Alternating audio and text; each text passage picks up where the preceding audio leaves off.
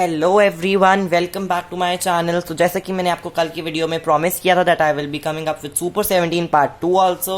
हमने कल previous video में सेंट्रल प्रॉब्लम्स तक के टॉपिक्स रिवाइज कर लिए थे, उनके बहुत सारे प्रैक्टिस क्वेश्चंस मैंने आपको करवाए थे and all these questions I am taking from Sandeep Garg book. मेरे को इसमें बहुत अच्छे क्वेश्चंस मिल गए। Now moving ahead, coming to the first question. आज की वीडियो में हम सारे पीपीसी, एमओसी, अपॉर्चुनिटी कॉस्ट, इन सब से रिलेटेड जो बचे हुए टॉपिक्स है इन सब से रिलेटेड डिस्कस करेंगे। ओके कमिंग, और ये बिलीव मी आपकी बहुत अच्छी रिविजन हो जाएगी।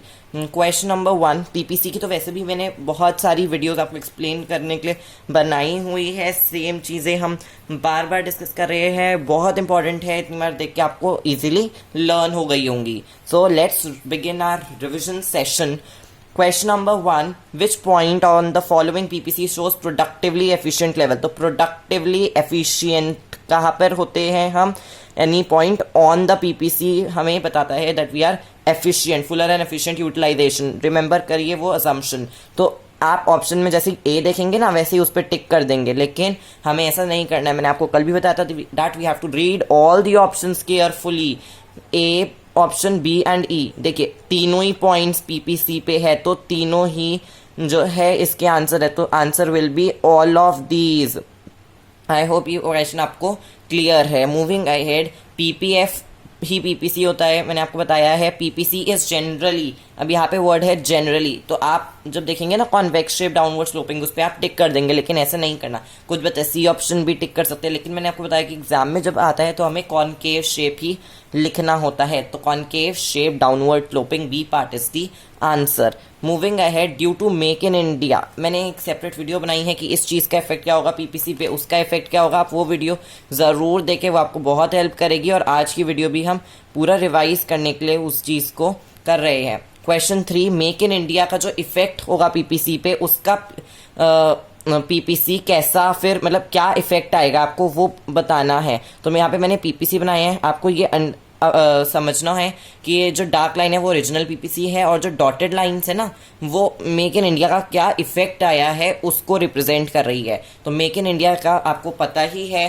कि जो है उससे हमारे रिसोर्सेज बढ़ रहे हैं। मेक इन इंडिया में पीएम ऑफ इंडिया ने अपील करी थी फॉरेन इन्वेस्टर्स को कि वो इंडिया में इन्वेस्ट करे और इंडिया में ही अपने गुड्स बनाए, तो उससे हमारे रिसोर्सेज बढ़ रहे हैं। And you know whenever there is growth of resources there is always a rightward shift, तो दिस ऑप्शन इज करेक्ट। ये तो लेफ्टवर्ड शिफ्ट डिस्ट्रक्शन नहीं हो रहा हमारा, तो ये बिल्कुल नहीं होगा एंड ये भी नहीं होगा क्योंकि इन दोनों में ही डिक्रीज ऑफ रिसोर्सेज दिखाया जा रहा है।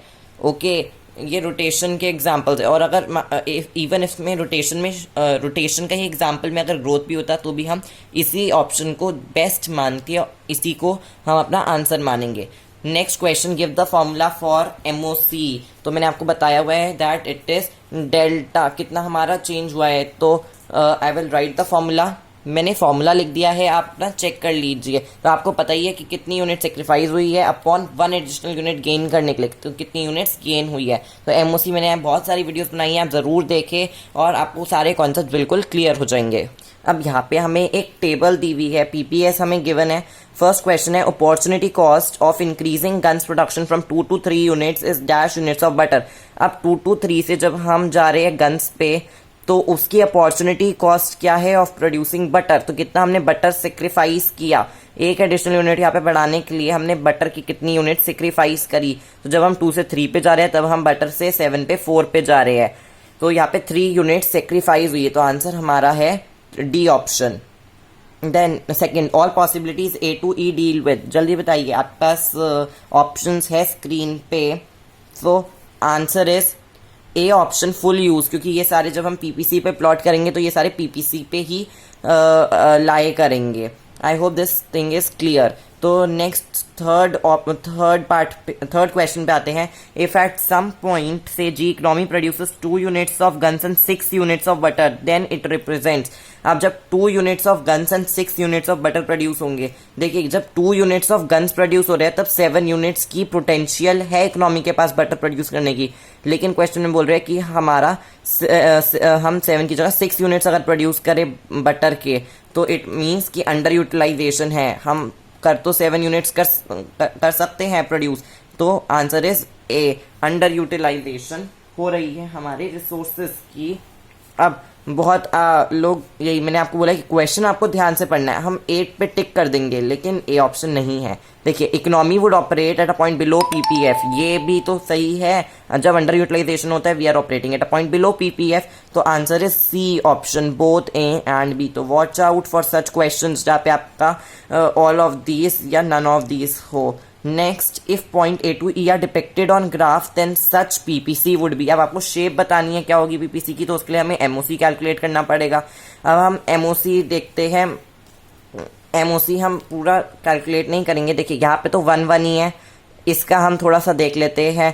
फर्स्ट ऑप्शन में तो हम डैश लगाते हैं, देन सेकेंड में हम लिखेंगे 1। अब 9 था, यहाँ पे 7 है, यहाँ पे 2 आ जाएगा, यहाँ पे 3 आएगा, यहाँ पे 4 आएगा, तो एमओसी बढ़ रहा है, तो it will be concave to origin.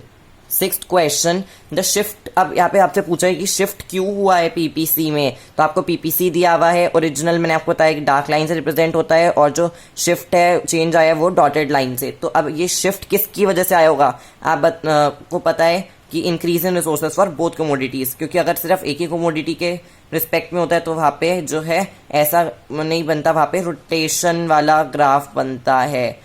I hope this concept is clear.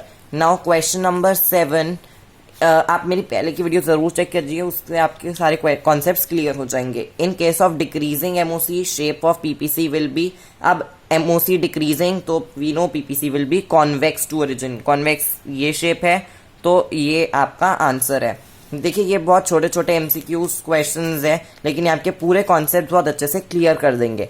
Then the points of under utilization, अब आपको अंडर यूटिलाइजेशन के पॉइंट्स बताने हैं कौन कौन से हैं। एंड अनअटेनेबल, तो और यहाँ पे वर्ड रिस्पेक्टिवली है, मीन्स सीरियल ऑर्डर में।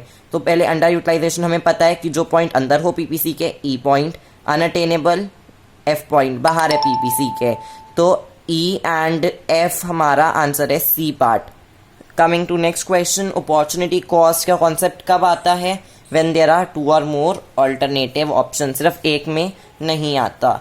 नाउ 10th, ये बहुत इजी एमसीक्यू क्वेश्चंस है, आपको सारे कॉन्सेप्ट क्लियर हो रहे होंगे। 10th question, an economy has 2 alternatives, अब 2 अल्टरनेटिव्स है, जब 20 यूनिट्स प्रोड्यूस करेंगे गुड एक्स की तो 1 यूनिट प्रोड्यूस होगी गुड वाई की, और जब 18 ऑफ एक्स तो 2 ऑफ वाई। तो if economy chooses the second option की, तो एमओसी क्या होगा ऑफ प्रोड्यूसिंग वाई। अब हम इसको ना थोड़ा माइंड में ही कर लेंगे, जब आपकी बहुत प्रैक्टिस हो जाती है तो आप ऐसे ही कर लेते हैं। तो देखिए, यहाँ पे 1 वाई है, यहाँ पे 2 वाई है, तो ये सीरियल ऑर्डर में है, तो हम इजीली कैलकुलेट कर सकते हैं। और मैंने बताया था एमओसी के फॉर्म में जो कम हो रहा होता है उसको हम ऊपर रखते हैं, तो यहाँ पे एक्स कमोडिटी ही कम हो रही है और हमें एक्स का ही बताना है। आई होप ये आपको क्लियर होगा। तो देखिए, जब 20 से हम 18 पे जा रहे हैं तो 2 यूनिट सेक्रीफाइस करी, तो आंसर है 2x। और देखिए, y तो बिल्कुल हो ही नहीं सकता क्योंकि हमें एमओसी बताना है। एमओसी क्या है, कितनी यूनिट्स हमने सेक्रीफाइस करी y को प्रोड्यूस करने के लिए, तो हमने x की 2 यूनिट सेक्रीफाइस करी। अब नेक्स्ट क्वेश्चन, अब देखिए आपके पेपर में सिर्फ एमसीक्यूज थोड़ी ना आते हैं, आपके सब्जेक्टिव प्रॉपर क्वेश्चंस भी आते हैं। Coming to 11th question, state any one, sorry 12th question है वो, 11th क्वेश्चन है, using a PPC diagram explain what will happen to PPC of Bihar if river Kosi causes wide spread floods. अगर floods आ जाए तो हमारी डिस्ट्रक्शन ऑफ रिसोर्सेज होगी, तो ये आपको पूरा कॉन्सेप्ट एक्सप्लेन करना है, that there will be loss of life property and there will be destruction of resources, PPC will shift to left, ठीक है। और इसका आप एक पीपीसी बना सकते हैं, नॉर्मली बस ऐसे ही बना दीजिएगा कि ये ओरिजिनल था और ये जो है हमारा PPC. Then coming to 12th question, state 3 assumptions। assumptions आपको मैंने बताई दी है सारी, कौन कौन सी होती है, that resources are not equally efficient in production of all the goods and only 2 goods can produce, ये सारी assumptions है। then 13th question, PPF का मतलब state and give reasons, ये सब आपको पता है, it is a graph or curve which shows all the possible combinations, ये पूरी definitions आप मेरी previous videos में से check कर सकते हैं। then characteristics उसकी होती है that it is downward sloping and it is concave to origin, इनके reasons मैंने आपको previous videos में explain करे हैं पूरे, बहुत बार आप वहाँ से check करिए। Explain using diagram the effect on PPC of a state if better job opportunities, अब better job opportunities है तो production potential बढ़ेगी तो growth of resources means PPC shift towards right।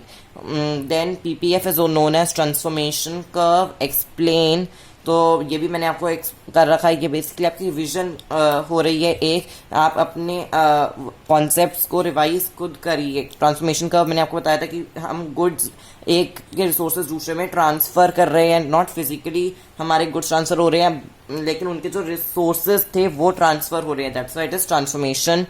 Then name the economic value achieved through spread of education in the context of production potential। अब ये 16 to 17 question का answer same है। Economic value को हम बोलते हैं इकोनॉमिक ग्रोथ। ओके, जब spread होगा या कुछ इंक्रीज हो रही है रिसोर्सेज तो इसको हम बोलते हैं that there is economic growth. तो ये 17 क्वेश्चंस आपको क्लियर होंगे। One question more I want to discuss, what does the slope of PPC indicate. PPC का स्लोप क्या दिखाता है?